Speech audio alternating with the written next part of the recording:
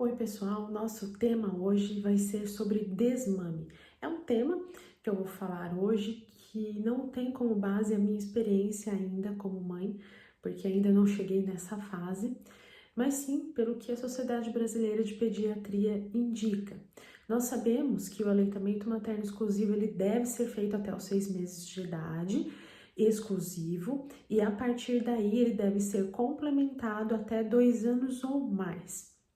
Basicamente, nós temos 4 tipos de desmame.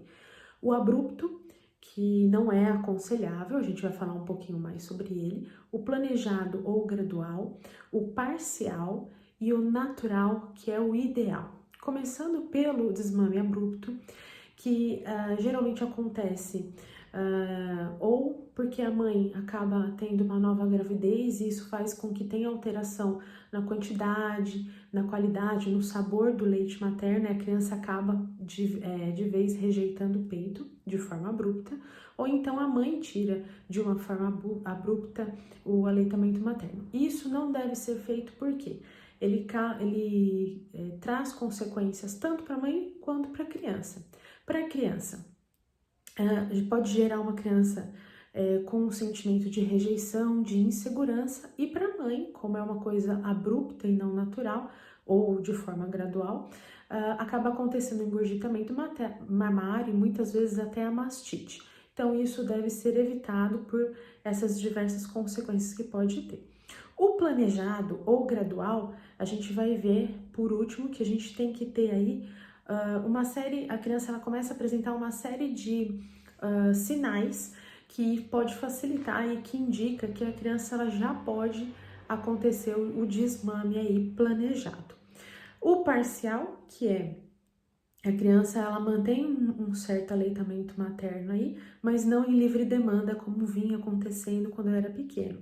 E o de forma natural, que é o que a gente mais indica, que vai acontecendo sem que a mãe ou a criança perceba ou sem que gere algum tipo de sentimento de rejeição, tanto por parte da criança quanto parte da mãe, ou então de sofrimento, de depressão, e que é o ideal. O desmame natural, ele acontece geralmente entre 2 e 4 anos de idade, e a própria criança vai rejeitando aí o peito da mãe e, consequentemente, a mãe começa a produzir menos leite, ou seja, não foi uma coisa que foi planejada, mas que é da natureza da mãe e da criança.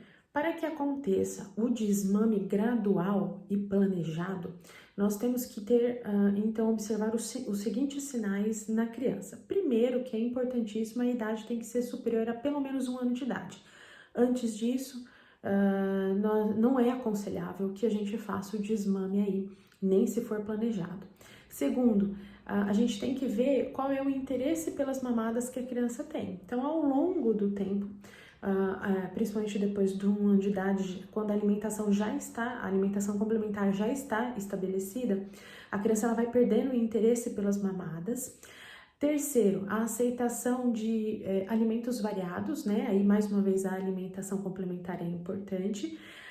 Quarto, a aceitação de outras formas de consolo que não o aleitamento, que não o peito da mãe. A gente sabe que o bebê, ele não procura apenas o peito quando está com fome, né? Ele procura quando está triste, quando está ansioso, quando está com alguma dor, ou simplesmente por saudade. Então, a gente tem que ver aí, né, além disso tudo, né, a forma do consolo, buscar o consolo no peito. E quando a gente vê que a criança ela começa a suprimir com outras coisas de forma a consolar, que não o peito, é um sinal também que é importante para o desmame planejado. Além disso, aceitar não mamar em alguns horários determinados ou em alguns locais, preferir outras atividades que não o mamar, né, como as brincadeiras, que a gente sabe que a partir de 1 ano aí a gente vai aumentando a qualidade e a quantidade das brincadeiras, e por último, a segurança na relação mãe e filho. Né? A mãe ela deve estar segura do desmame e a criança também deve estar segura. Não só a mãe, mas sim como toda a família, nesse processo de desmame gradual e planejado, a gente tem que ter a ideia da paciência e da compreensão com relação às reações que a criança vai ter durante esse processo que varia de criança para criança, né? Cada um tem o seu jeito e não tem uma receita de bolo específica, porque cada criança tem o seu jeito de ser. Além disso, dessa paciência, né, com as reações, a gente tem que ter em mente que é um processo que deve ser feito de forma isolada, ou seja, não pode estar acontecendo nada que soma a esse processo, que é um processo que, querendo ou não, gera uma questão de transição da vida e de separação entre mãe e filho. Como, por exemplo, desfraude, né? Nunca deve acontecer o desmame junto com a necessidade de tirar a fralda, ou então com algum outro estresse que está acontecendo dentro da família. Mudança de residência, doença na família, algum outro problema intrafamiliar, tudo isso que pode estar junto com o processo de desmame deve ser evitado. Se está acontecendo uma dessas coisas dentro da sua família, segura o processo de desmame por enquanto. E como é um processo gradual, devemos fazer de forma lenta. Por exemplo, as primeiras mamadas a serem retiradas devem ser as mamadas durante o dia, né? E aí a gente pode começar, dependendo de cada criança, com uma retirada de uma mamada durante o dia, uma vez por semana. Então, essa semana eu tiro a mamada das 9, na próxima semana eu tirei além das 9, vou tirar das 3 da tarde, e assim por diante. E aí, por último, as mamadas da noite devem ser retiradas, sempre de forma gradual e gentil.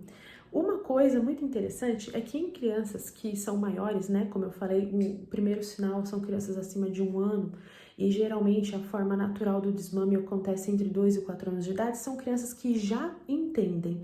Então você consegue barganhar, fazer a troca com a criança, ou seja, se você deixar de mamar em tal horário, ou se você não pedir para mamar fora de casa ou em tal horário, você vai ser presenteado com tal coisa. Ou então eu vou deixar você brincar com tal coisa. Né? Então essa forma aí de troca, ela é muito interessante para as crianças maiores. Então isso é uma das medidas mais usadas aí.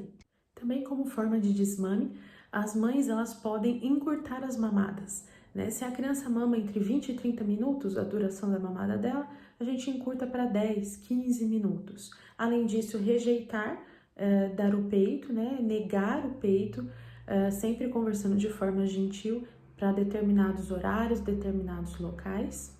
Além disso, tentar negociar com a criança e substituir as mamadas por brincadeiras. Então, quando a criança vier ter o consolo no peito, falar, vamos brincar de quebra-cabeça, ou então de boneca, de carrinho, de casinha, de professor.